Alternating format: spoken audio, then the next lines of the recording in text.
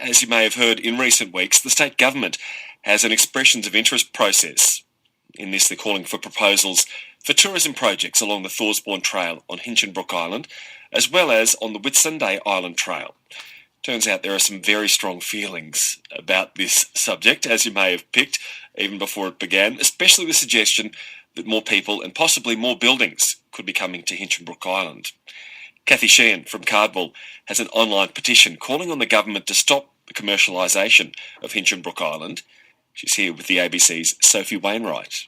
I've created the petition because I am a concerned local living in Cardwell. My concern is this is pristine environment on Hinchinbrook Island. We already service the island with existing operators who take walkers and hikers to the island to experience the wilderness and the wildness of the island. They're self-reliant hikers. My concern is that they'll be replacing this type of market with the softer market. My concern is that we haven't, the community, nor the existing operators at any time been consulted or advised by A, our local MP, but also B, the government to get an idea of whether or not locals, our community that are affected by what will happen on the island are in favour, whether or not we can work together to do something on the island that is not as invasive as what they are suggesting. The government is sort of saying, it's only expressions of interest for now, very early stages. They're willing to talk to the community and that they're seeking to strike the right balance between environmental as well as tourism. What would you say about those points? Well, I would say, why haven't they done that already? Why have they called for expressions of interest at this stage without first consulting the community, without first talking to the existing operators that service the island, without finding what the market is? What's the general feeling about what should happen to this island? What is the general feeling? Have you met anyone that is for it in the community? No. So everyone's... I'm in a very small community. Cardwell has probably, 1,000 people. Everyone I have spoken to has said that they're mortified at what they are suggesting they'll do to this island. A lot of the feeling is that we already have a resort on the island that's been damaged, left to decay. It's decrepit. The government hasn't stepped in to clean that resort up, but already they are wanting to establish leases on 3 areas of the Thorsbourne Trail when they have an existing resort that is left rotting and littering a national park. And you have Cathy Sheehan, who's one of the concerned residents in Cardwell, who started this online petition calling on the government to stop the commercialisation of Hinchinbrook Island. Let's move now to the local MP. Katters Australia Party member for Hinchinbrook, Nick Demetto, is with you this morning on ABC Radio Queensland. Hello, Nick Demetto. Good morning, Pat, and good morning, listeners. How are you all going? Oh, very well, thank you. Now, what in general terms are you hearing in your office about the community's feelings on this subject? Pat, to be completely honest, the phone calls and the emails that we've been receiving through our office and at the Hinchinbrook electorate office in Ingham have been people asking for a hand or more information of how they can actually put in for an expression of interest to get involved in this idea and this project. Okay. Do you understand why there are members of the community, though, that are concerned? Oh, I do, Pat. I do understand why some of them are concerned, and I was just having a quick listen to Cathy's spiel on the radio just then, and her and her brother John Schmidt, which is one of the operators in the area, they've been most vocal about this, and they've been quite vocal on our Facebook page. We've given them the opportunity to email or call our office, and we haven't had any correspondence from them just yet. So we're just waiting to see what happens with all this. But you've heard just there, especially when talking about the previous resort on Hinchinbrook Island that's been left in that dilapidated state. That's a very worthwhile point to bring up in this discussion, isn't it? It is. But I think it's completely separate from the discussion as well, because this the lease is now under the ownership or control of a mortgagee. Not a mortgagee, a liquidator.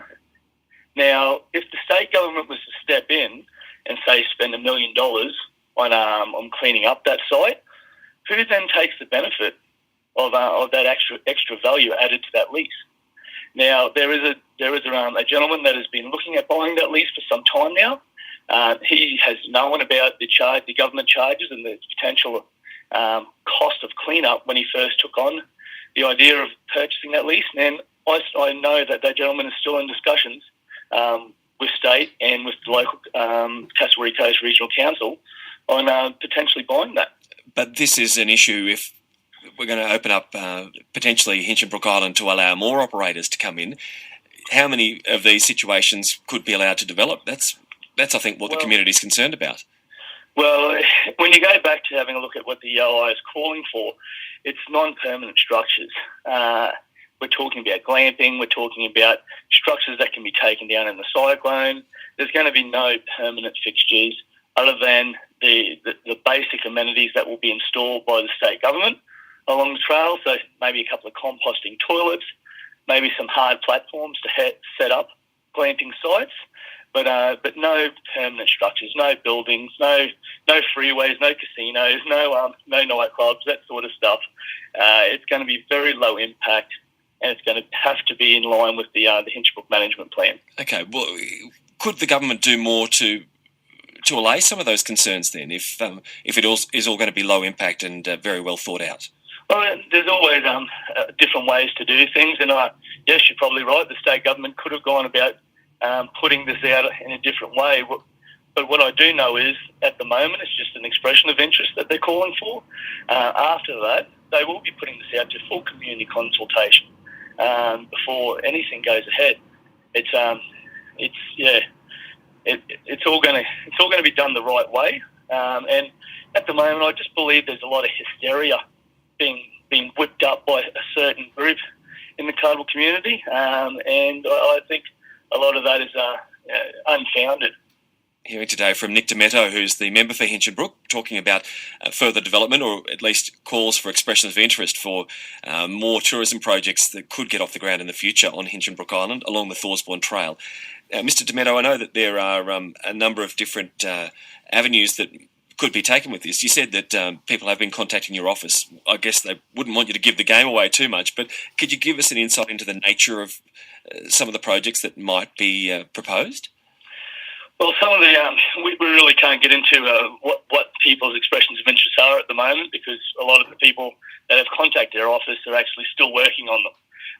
The information that we've been giving them is people within the department that can help them understand the EOI process a little bit better, and what they actually put into the EOI is their own business at this stage.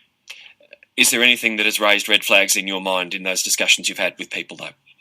Not at all. Not at all. Most of it was basically, like I was just explaining, glamping ideas, low impact sort of removable tents.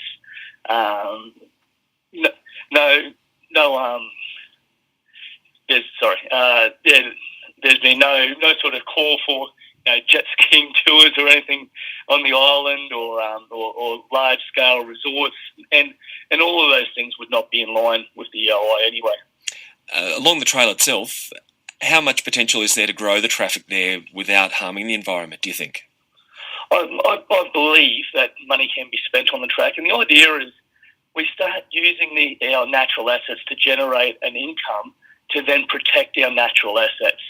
We're looking at an area at the moment which is mainly their main income stream is agriculture. We've got an ailing sugar industry at the moment with a crashing sugar price. Now, we need jobs. We need jobs in Hinchinbrook. We need people to come back to our region. We need people to visit our region. We need that critical mass if we're going to build tourism here. Now, this project won't bring that critical mass, but at the same time, it'll be just another product adding to the region. So this one gets off the ground, there's potential for others. All right. Nick Demetto, thank you for your time this morning. Thank you so much, Pat. Lovely to talk to you. The member for Hinchinbrook, speaking to you from Parliament House in Brisbane as Parliament is sitting at the moment, 9:17, here with you on ABC Radio Queensland. Should mention for the record once again, as these discussions continue, that an invitation has been extended to the Minister for Tourism, Kate Jones's office, and once again, at this stage, they haven't taken up that invitation to explain more of the government's thinking on this and the projects they might be prepared to entertain along the Thorsbourne Trail on Hinchinbrook Island.